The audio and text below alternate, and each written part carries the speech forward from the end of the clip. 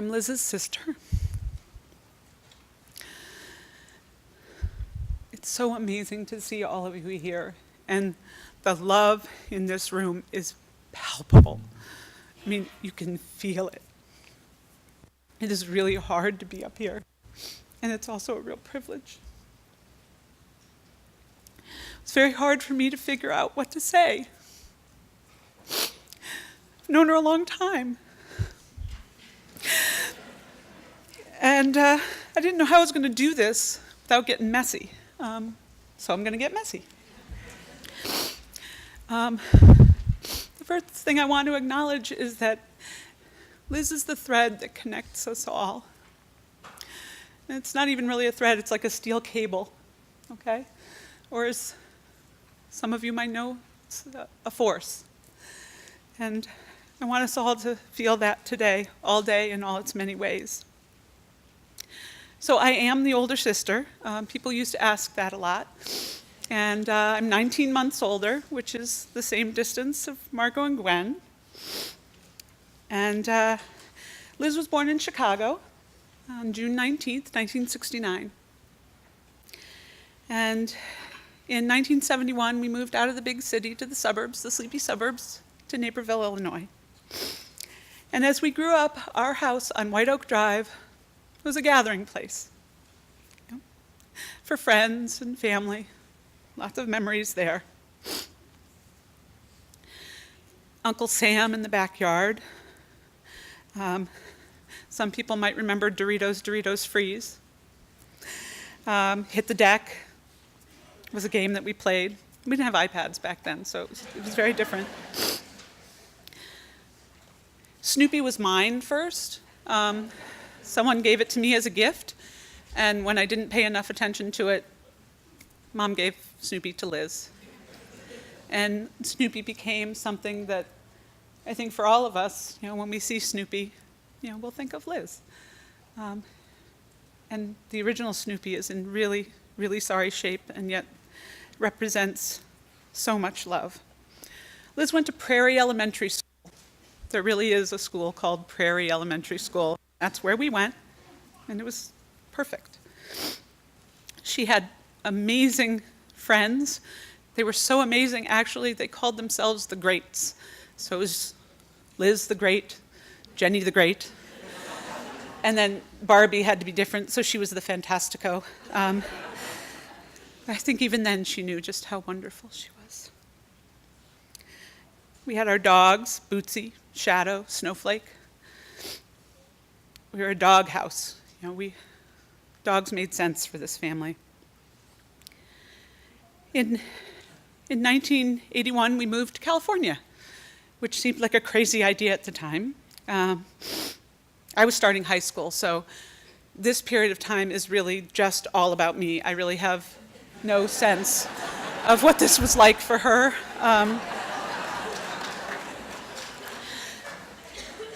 I think actually she did better than I did. She was a little more open to it. She started 7th grade at Block Junior High School. There really is a school called Block Junior High. And she made more amazing friends.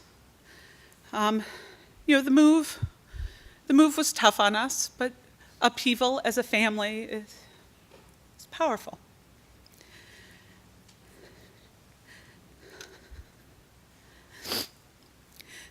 Liz graduated from Mountain View High School, the class of 1987. And the trajectory of those years in high school was just up. Making new friends, finding new interests, having a lot of fun, you know, learning so much, and growing into Californians, or that's what we thought. And again, our house was a gathering place. And there are a lot of you here who spent a lot of time there. 24129 was like a way station. You know, we had a pool, but I actually think it was the hot tub where more things, the focus was. And there was the snack drawer. It was always mysteriously full of everybody else's favorite cookies. And the garage fridge also probably played a role. Liz was so involved in everything at school. She got best eyes in the yearbook. And most fun at a party, too, right? And I realized that high school was the last time that we lived together. And so in some ways, she's like a frozen in time for me there, you know? She's my little sister. She's, got the world on a string in high school. Used to having fun. She's growing up, and she's taking care of my folks. She went off to Syracuse, and she graduated in 1991 from the Newhouse School of Communications. And if you don't know, that's a big deal. It's an amazing institution, and she did it proud. She met amazing people at Syracuse as well, and Jessica will probably share a little bit more about that, maybe, and her husband, Bill. And she studied abroad, and Andy shared with me how powerful it is to think about, and I remember it, the Pan Am Flight 103 that crashed. She was supposed to be, that group was the same group that she was part of. And it's incredibly powerful to think of how these really significant world events touch our lives in very different ways. And she wasn't meant to be there. She's meant to be with us. And I think it had an impact on her. She lived in San Francisco after graduating. She went to graduate school at Duke, got her master's in public policy. And she got, a great internship in DC, and had the wisdom to come visit me and my husband Pete over the summer. Come to suburbia, see what was happening. We had a house. It was kind of exciting. And she met Andy. And, he thinks that we set it up, but it wasn't, I can't take credit. They ended up stranded at a restaurant while the rest of us were late. And some of the best things happen when you're late. Then he kidnapped her and took her away. And my husband and I were on the way here, we're explaining to our kids, he didn't really kidnap her. It wasn't like a criminal activity. It was that, I'm taking your sister, I want to spend the day with her. And he did. And they spent that time, doing fun things. And they went to a Red Sox game, and when Andy told me later, your sister really rocks. It's part of my wedding toast. I said, tell me something I don't know. And now that's something you guys all know, too. They were married on July 28th, 2001. And it was a beautiful ceremony. And one of the things I thought was really cool about the ceremony, obviously, was that Keith Torney, our pastor from growing up, was the officiant. But she had all of us, she sent us fabric, and we all made our own dresses. And some of that may have been because Jessica was so ready to have a baby at that point. Zoe. But I think also it was part of the way Liz was. She gave you the fabric, and you made of it. And everybody's was different. And everybody's was beautiful. I remember their first house. I remember listening to Jack Johnson in that house. I remember after the wedding, her wedding dress fit in like a baggie. It was like so... to go to the dry cleaners, it was amazing. I remember visiting the second house with Jenny, my oldest, before Margot was born. Liz was pregnant with Margot. And, I think for Liz, it was like, that's what happens when they get out, and, climbing stairs and doing this and running around. And it was really special to be there in that moment. Their third house is the destination. It's a place to gather.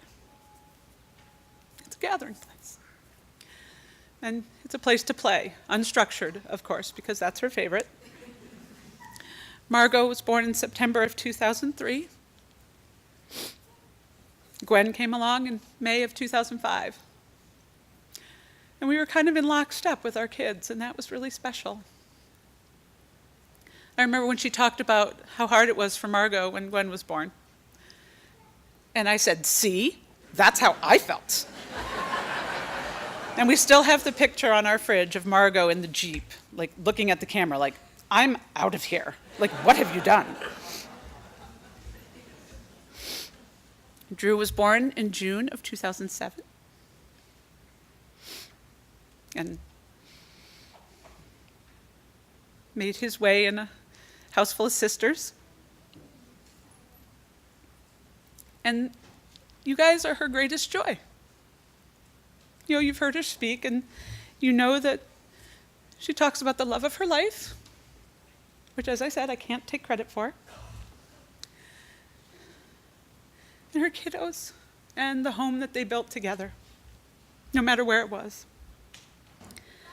So we spent summers and Christmases together a lot, different points in time. And I'll never forget the summer of 2009. Let's be honest, 40 sucks, right? So for her, it sucked a little more than the rest of us. It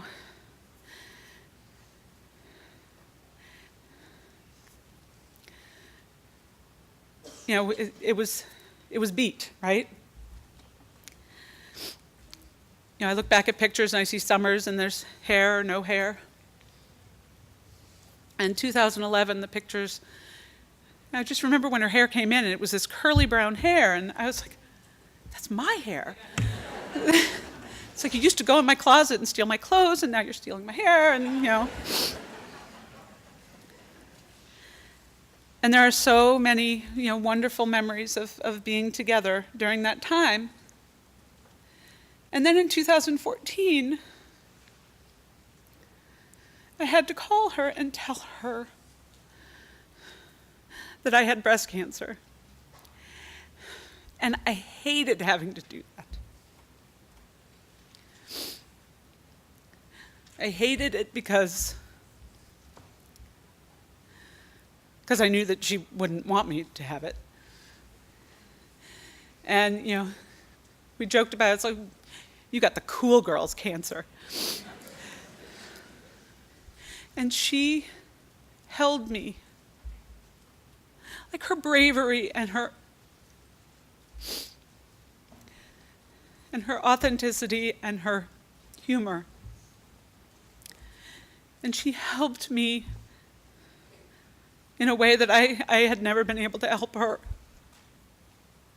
in so many ways. Before I started chemo, they came out to visit.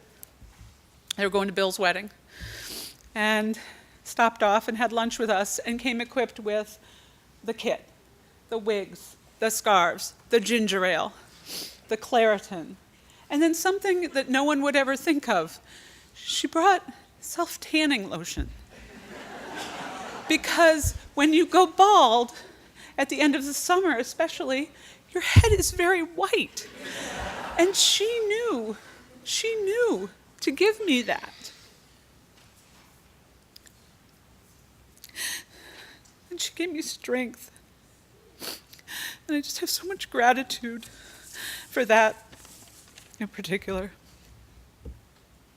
So last year in June, they came out to visit before they went up to the lake house in Vermont. And we live outside of Boston, and it's June, and the weather was lousy. And so we decided to go to the movies.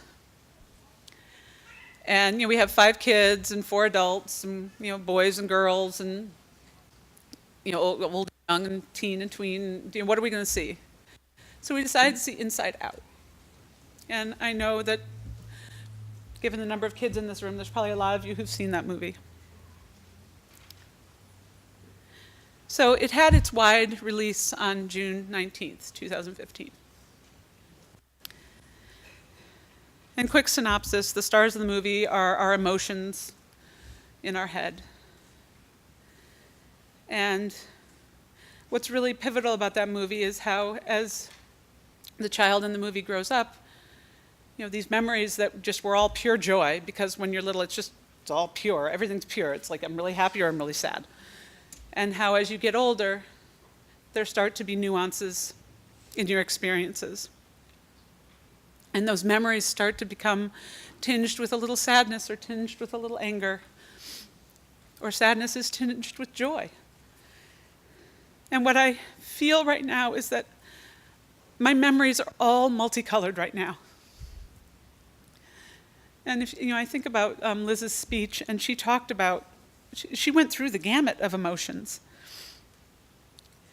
And every memory, there's joy, and there's sadness, and there's anger, and there's fear, and there's disgust. And I know it'll change over time, and the joy will come back, and I think my family, my parents,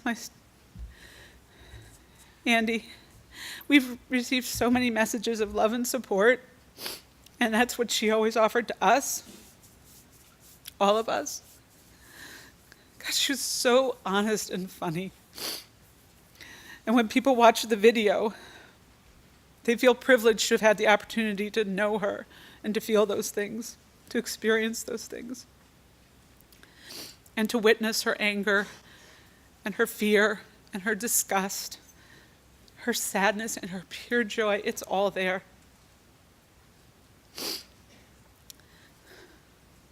Margot, Gwen, Drew, you remember the movie, right? Your islands of personality, they're built on a very, very strong foundation. And she's on every island. She's in the air. She's in you. She's in us. And we're all here because we love her so much. And we love you and your dad. And we will be here for you, each of us in our own way. We'll be here for your joys and your sadness, your fears, your anger, and your disgust as it comes and goes, even with us. We love your mom, my sister, little bit, Lizzie, Tizerlish sometimes, Liz TG, and now you know what that stands for, Elizabeth, never Beth, Liz. And I love you, Liz. Thank you.